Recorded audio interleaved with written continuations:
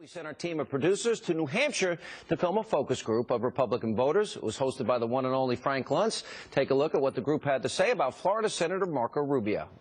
He can beat the pantsuit off Hillary Clinton. He's someone who really resonates with the common folk. You know, he talks about the student loans. He talks about his own personal struggles with wealth. Yeah, he's got blue-collar parents who were Cuban, Spanish. And I think he'll resonate with younger voters. He's very, very popular in Florida. He has a really good record on knowledge about Cuba, which is a big issue right now. And he's also very appealing to young people. He gets at the heart of the message. It's not just because he's young that he's appealing. He's appealing to our issues. This will be your first vote, right? Yes. At this point, is he your first vote?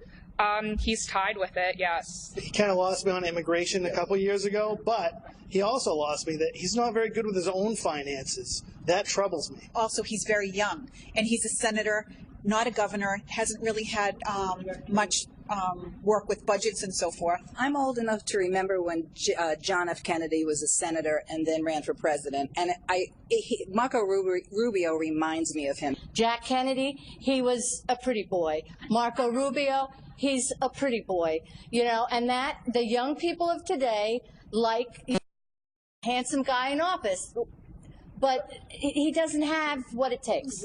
All right, joining us now, Frank Luntz, our pollster out of Cleveland tonight. You got to just love people because they're just brutally honest. But I thought that was very favorable. Rubio seems well liked. The polls show that, and blue collar background comes across well. That seems to bode well for him long term, right? And that's the point. He's not doing that great in the polls right now. He's at 6%. Most surveys have him somewhere around 7th or 8th. But what Rubio has that people don't realize, he's everybody's second choice. He's got the highest favorable to unfavorable of any of the presidential candidates and the highest would consider vote. So what you saw right there are people who are not yet convinced, but they're absolutely giving him an open mind, and he's one of the candidates I'll be watching for tomorrow. Can he deliver the goods to people who like him and want to love him? All right, let's look at the dials on Rubio talking about terrorism and see how the voters responded. It's not radical Presbyterian terrorism, it's radical Islamic terrorism. And I want you to know why it's fair for us to call it that. It isn't fair to the non-radical Muslims not to call it radical Islam. The second point is it has to be defeated both at home and abroad. The first thing, we have to defeat that ideology. We have to defeat it, for example, online. We have the capability in this country to go after them. Why do they have a Twitter account up? Why do we allow ISIS to have these online social media networks? We have the ability to take them down. Let's do it. Both conservatives, moderates hit the 80s, some of the highest marks we've seen. Sean, the Republican primary voters are looking for solutions and they're looking for results, which is why any senator has a disadvantage. What helps Rubio get over that is that everything that he says is a solution-oriented answer. So he's focused on actually making a difference for people, and I think that that'll overcome the concern that they have that, A, he's too young, and B, that he comes from the U.S. Senate. You asked the focus group about Governor John Kasich. I was surprised at some of these answers that a lot of people weren't familiar with him. Let's go to the tape. We don't really know much about him. We know he's a great governor of Ohio, and he got jobs, but he's a little religious to me, too much religion. He's just running for the vice presidency. No Republican has ever won the presidency without delivering Ohio. You hear him speak. I've heard him speak live twice. Eyes keep creeping into everything. When I, you know what? No one cares about him. We want to hear what he's going to do. When I was listening to him, and I've been anxious to hear him, I just felt like he was a victim.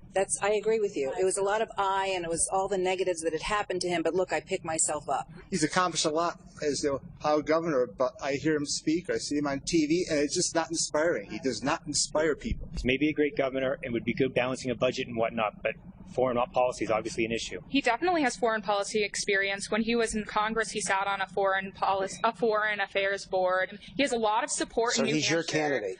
He's definitely up there. He's in the top 2. He has a lot of support in New Hampshire the national media doesn't recognize. Sitting on a foreign policy board doesn't give you foreign policy. It just means you get to read all of the classified documents. I just think there's too many other candidates that are better than him.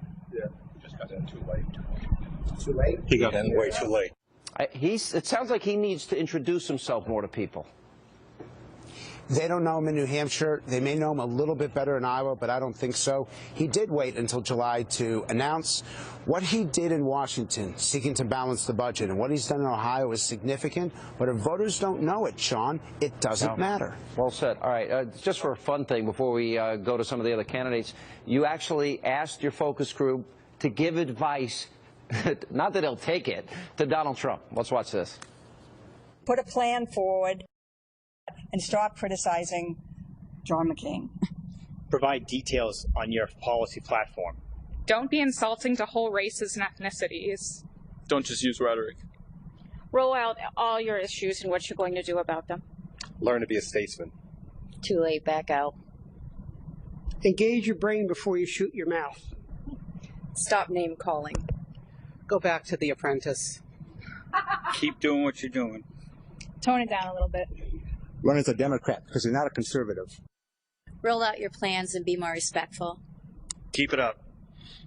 Let us know what the plans are. Do not do third party. He owes John McCain an apology. Be more factual and stay on track. Don't change. Stay the course. What would your advice be, listening to that focus group, to Donald Trump tonight as he prepares for tomorrow's big debate? In a word, humility. And I would actually have him say, look, I'm going to be straightforward, and I'm going to be tough, and you're not going to like all that you hear. But I'm going to tell you what I think. I'm going to tell you the truth, and if I make a mistake, I'm going to acknowledge it.